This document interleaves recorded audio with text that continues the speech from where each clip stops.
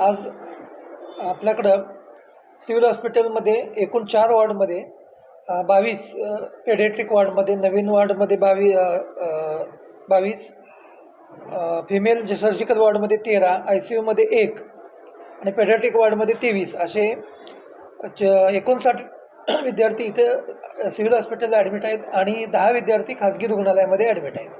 आज सकाळी 4ही राऊंडमध्ये मी वॉर्डमध्ये सकाळी जाऊन सर्व विद्यार्थ्यांची पाहणी केलेली आहे. तर सर्व विद्यार्थ्यांची प्रकृती स्थिर आहे. काल 4 विद्यार्थी ICUमध्ये होते.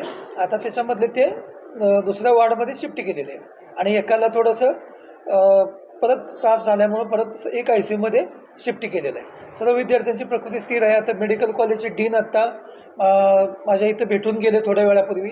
तर ते सगळे डॉक्टरांचा राऊंड चालू आहे.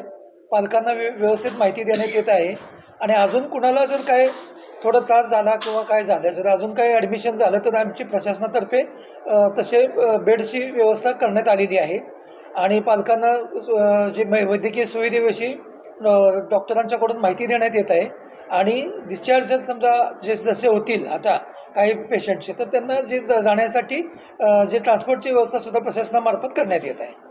कंपनीचा जो हलगर्जीपणा झाला त्याच्यावर कारवाई केली जाणार? हो, त्याच्यात निश्चित प्रशासनामार्फत जे काय असेल ते तपासणी करून चौकशी करून योग्य तो निर्णय घेतला जाईल.